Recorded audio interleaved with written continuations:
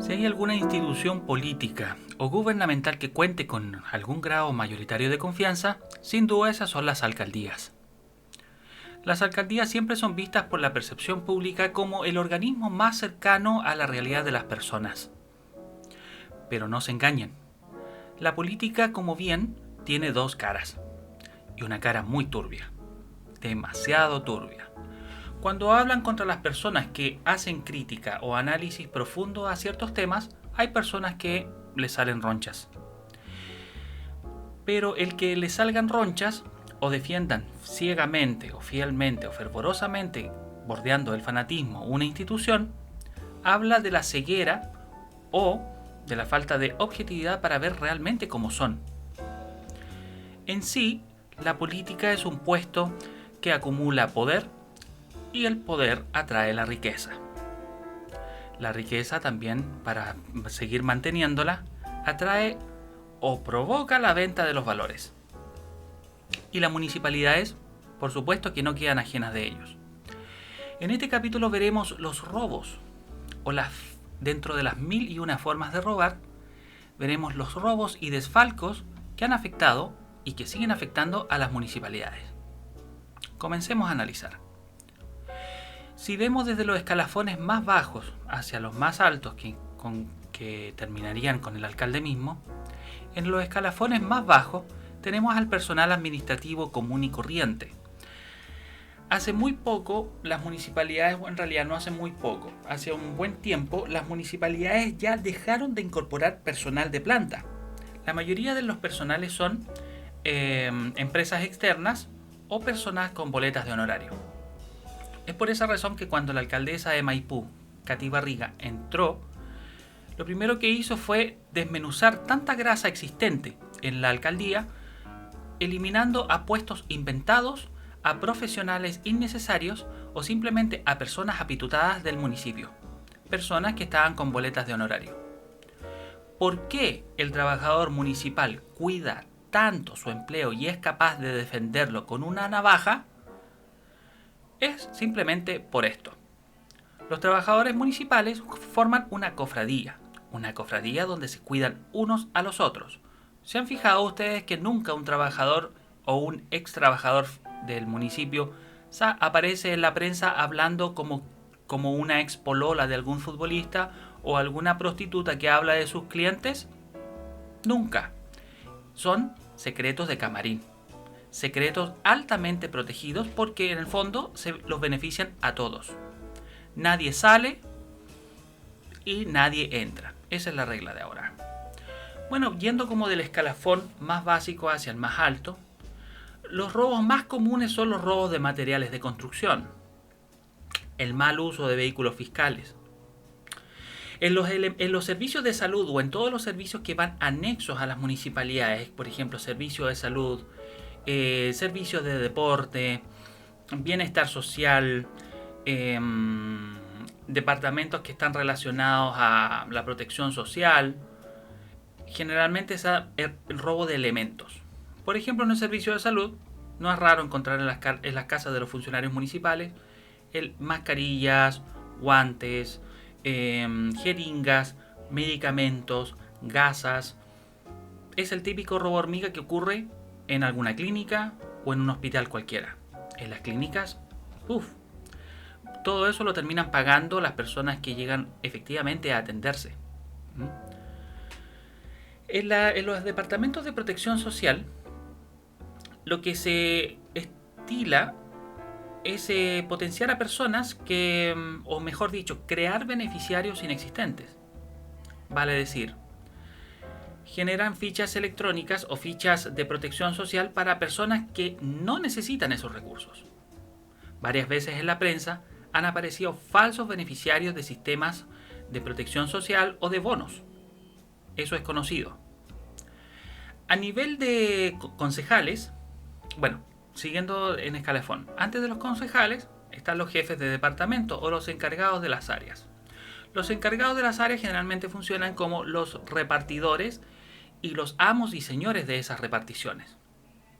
Por ejemplo, hace algunos años atrás nos tocó a nosotros como empresa participar en una licitación. Esa licitación la ganamos gracias a que se pagaron incentivos a la persona que tomaba la decisión de esa licitación.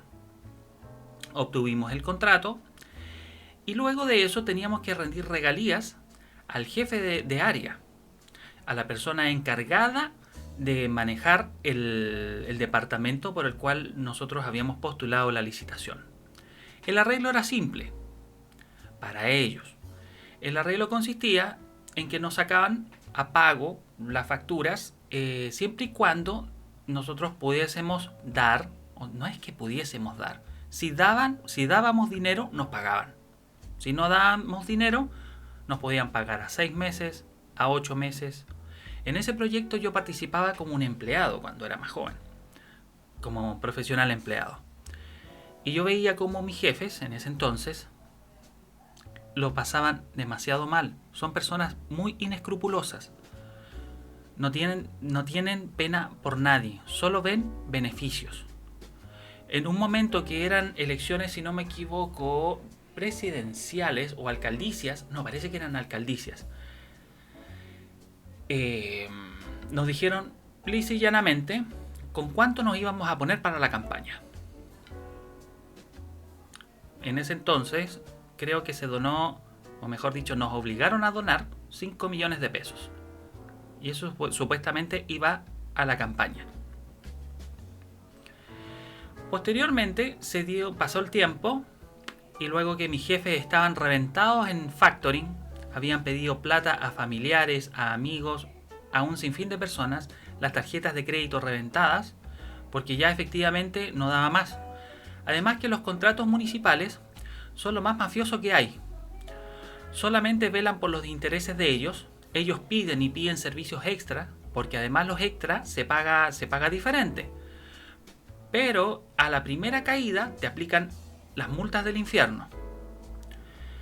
En algunas ocasiones nos pedían extras y esos extras lo pagaban fácilmente a 6 meses. Y si no tienes caja o no tienes efectivo en caja, no tienes dinero en caja en la empresa y no cumples los extras, porque por ejemplo uno de los extras era asignar guardias de seguridad a los colegios. Y resulta que los guardias de seguridad tú los tienes que pagar al momento de terminar el turno. O si no, la gente después no te quiere hacer turnos part-time. Te dicen, no, usted no paga nunca, no le hago turno. Y cuesta encontrar el capital humano. Entonces, se le pagaba a las personas, a los guardias, y ellos pagaban fácilmente a 6 meses. Entonces imagínate y si no cumples con los extras que te piden, multa. Multas en UF, altas multas en UTM. Las multas ellos las fijan como quieren. Ellos nunca pierden, siempre ganan. Pero el que pierde es el empresario, el microempresario, la persona que hace el esfuerzo para poder hacer negocios con el Estado, porque finalmente el municipio es el Estado. Siguiendo un poco con ya analizaremos en otro capítulo el cómo se estafa a los pymes y a las microempresas a través de las compras del Estado. Eso es otra arista. O sea, en el fondo, imagínense, estamos entrando recién. Vamos a entrar a los concejales y ya tenemos 9 minutos de conversación.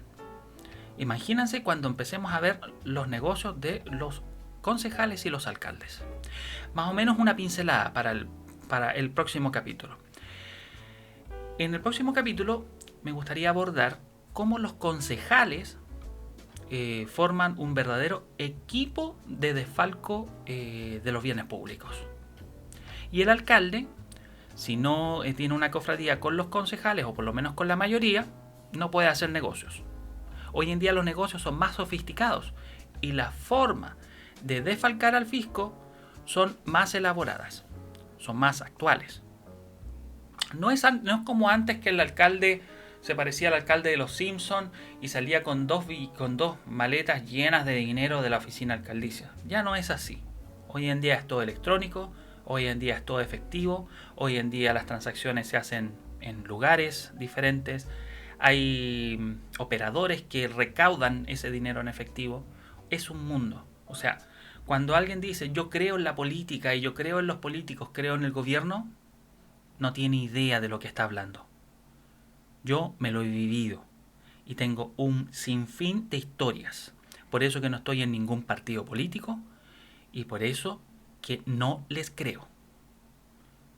Esperemos vernos en el próximo capítulo. Un abrazo a todos.